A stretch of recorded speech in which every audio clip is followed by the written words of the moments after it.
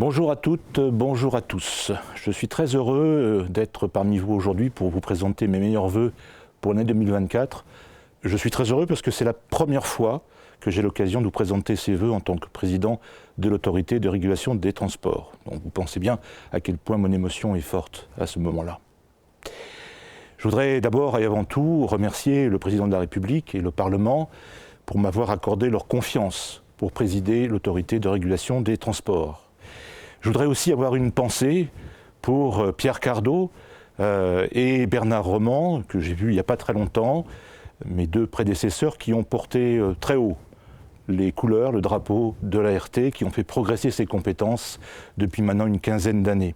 Je voudrais également remercier Philippe Richert, qui depuis maintenant près de 18 mois assure la présidence par intérim avec tout son talent qu'on lui connaît de l'autorité de régulation des transports. Il le fait avec les autres membres du collège, que je tiens également à saluer, Sophie Oconi, Florence Rousse, Patrick Vieux, des gens extrêmement compétents, très engagés, et qui font que l'autorité de régulation des transports a continué à fonctionner dans d'excellentes conditions, malgré la présidence qui a été absente pendant quelques mois. Je veux aussi remercier chaleureusement les services de l'autorité de régulation qui ont très largement contribué à la qualité du travail. Parce que ce travail, il s'est maintenu pendant ces derniers mois, pendant cette dernière année.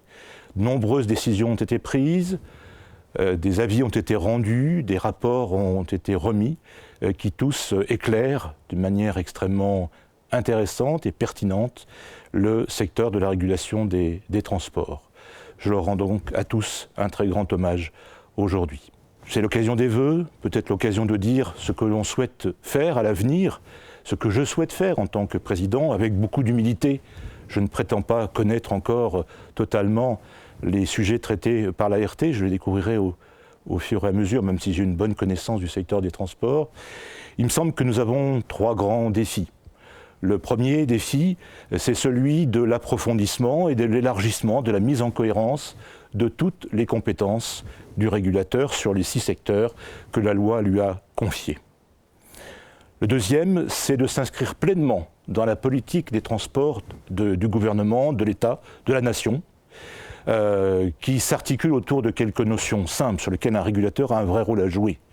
C'est celui de la transition écologique et de la transition énergétique, qui exige que les modes de transport collectifs soient les plus efficaces possibles.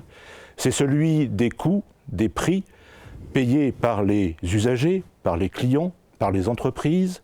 C'est celui de la qualité de service, l'offre de service rendue à l'ensemble de nos concitoyens dans les modes de transport. Et puis, le troisième aspect stratégique que je souhaiterais développer, encore une fois en parlant avec l'ensemble des partenaires, c'est celui du rôle de tiers de confiance que joue l'autorité de régulation des transports. Sa grande expertise, son indépendance, la complétude de ses bases de données, les informations dont elle dispose, lui permettent, avec indépendance, d'apporter un éclairage, d'aider à se faire une opinion, en quelque sorte, au pouvoir public. Voilà beaucoup d'enjeux, beaucoup de sujets. 2024 va être une année très très riche, comme les suivantes. En tout cas, je serai très très heureux à la tête de l'ART et je suis particulièrement fier de vous souhaiter une belle et heureuse année 2024. À bientôt.